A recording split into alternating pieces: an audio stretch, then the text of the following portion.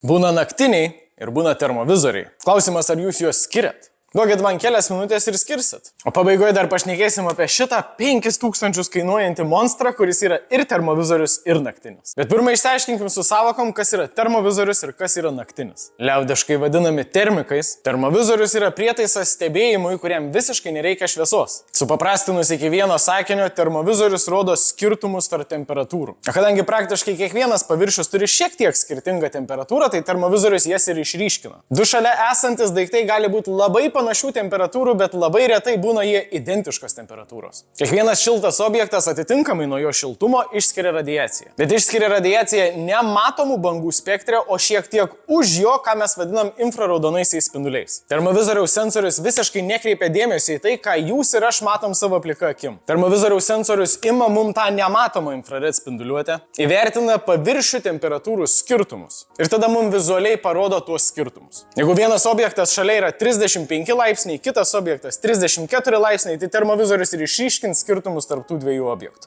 Kad ir skirtumas tarp jų labai mažas. Jiem visiškai nereikia šviesos. Kaip matot, pavyzdį galit būti visiškai aklinai tamsiam bunkeri, bet jeigu paviršių temperatūros nors šiek tiek skiriasi, jūs matysit. Tai ir savotiškas pliusas ir minusas. Pliusas, kad jums visiškai nereikia šviesos. Minusas, kad šviesa jums visiškai nepadeda. Keli termovizorių niuansai, tai pirmas, kad juos labai lengva užstoti. Termovizoriui reikia tiesios linijos į tai, ką jis bando pamatyti. Tad bet kokia siena, užtvara ar net paprastas langas visiškai užstos termovizoriaus vaizdą. Bet jeigu, pavyzdžiui, užsimesit kažką ant savo viršaus, savo šilumą paslėpsit tik keliom minutėm, iki kol išorinis sluoksnis irgi iššils. Dar vienas niuansas, ir čia turbūt gerasis niuansas su termovizoriais, kad jie gali jums rodyti šiek tiek istorinių duomenų. Ką aš to noriu pasakyti? Jeigu žolėse gulėjo stirna, arba jūsų Yorkshire terjeras Gučis gulėjo ant jūsų lovos, ir ta stirna iš tos vietos pasitraukė, bet ta vieta vis dar pakankamai įšilus, pažiūrėjus į žemę su termovizoriu, jūs aiškiai matysit, kad čia ką tik buvo stirna. Nes vien dėl to, kad jinai išėjo, nereiškia, kad žemė iš karto atvėso. Turbūt jau pradedat pagauti. Šilumos skirtumai lygų vaizdas. Jeigu nėra šilumos skirtumų, nėra ir vaizdo. O kas tada yra naktiniai? Galiu rodyti tą patį prietaisą, nes čia ir naktinis, ir termovizorius. Naktiniai, liaudiškai vadinami načnykais, naudoja visiškai kitą principą. Jiem visiškai neįdomi ta šiluma, jiem reikia šviesos. Lygiai taip pat kaip jum ir man. Naktinį plius minus galite įsivaizduoti kaip vaizdo kamerą. Tik ta kamera yra žiauriai brangi ir kokybiška ir sugeba minimalų šviesos kiekį išsprogdinti iki jums suprantamo vaizdo. Ar tai yra geriau? Labai sudėtingas klausimas, priklauso nuo situacijos. Tokių situacijų nėra labai daug, bet jeigu pakliūtumėt į aklinai tamsią situaciją, tai naktinis jums nieko nerodytų. Nes pirmoje vietoje jis turi paimti šviesą ir tik tada ją daugina. Jeigu nėra ką paimti, jis neturi ką padauginti. Kas yra šiek tiek kita situacija nei su termovizoriais, nes termovizoriai visą laiką turi ką paimti. Nes visi objektai turi temperatūrą.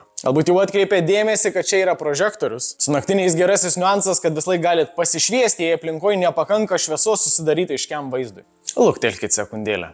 Savo termo arba naktinius matymo prietaisus rasit getbex.com. Jeigu jo nerandat ten, paskambinkit mum. Tęsiam vaizdelį.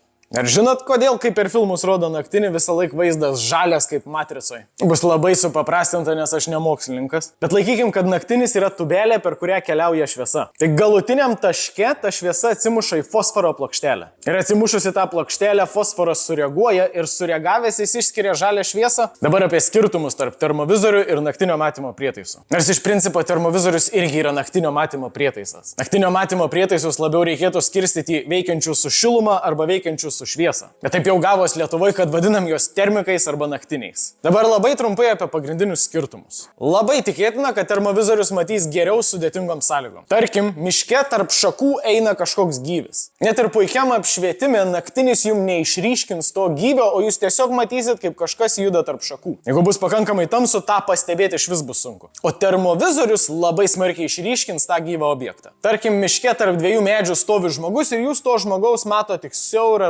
roželį. Ypač jeigu tas žmogus nejudėtų, plika akim tą siaurą roželį būtų labai sudėtinga pamatyti, bet su termovizoriu tas roželis švies labai smarkiai, jūs tikrai jo nepraleisit. Tad situacijose, kur ieškot gyvų objektų ir jie gali kažkiek dalinai būti užstoti, su termovizoriu juos rasit žymiai greičiau. Šiaip termovizorius daug kur laimi prieš naktinį, bet čia vieta, kuris konkrečiai pralaimi, tai yra žiauriai naujesnė technologija, o kadangi naujesnė, žymiai brangesnė. Dar viena vieta, kur termovizorius pralaimi prieš naktinį, tai yra žiūrėjimas per stiklą. Termovizoriui reikia tiesiog tiesioginio objekto matymo. O naktinis įrenginys tiesiog priima šviesą, kuri puikiai perina ir per stiklą. Tad jeigu jūs kokių karinių pratybų metu iš savo džipo bandysit su termovizoriu žiūrėti pro langą jo nenuleidę, tikriausiai matysit save. Nes termovizorius puikiai mato šilumos atspindžius stikle. Ir paskutinis konkretus skirtumas tai yra baterija. Standartiškai naktiniai renginiai reikalauja žymiai mažiau energijos. Tad su termovizoriu nuolat turit sekti, kiek liko baterijos, o su naktiniu kartais net ir pamiršit apie ją. Reziumuojam. Termovizorius matuoja šilumą ir jums parodo šilumos skirtumus. Jam visiškai neįdomi šviesa. Naktinis prietaisas kreipia dėmesį tik į šviesą, paima ją, išdidina ir parodo jums. Bet jam reikia šviesos. O dabar apie tai, kas čia. Inferiai Gemini. Praktiškai stebuklas. Yra tekę laikyti daug tokio stiliaus technikos, bet tokio dar neteko daiktą laikyti. Čia yra naktinio matymo prietaisas, tuo pačiu metu termovizorius. Tuo pačiu metu galit naudoti ir tolimatį, iki 1,200 m. Ir dar galit matomą vaizdą įrašinėti tiesiai į žiūronus ir prisijungti žiūronus prie telefonų ir net per telefoną matyti tą vaizdą. Vat. Viduj turit šiam 4 GB atminties, baterijos užteks 6 valandom, o failus išsikelsit su USB-C.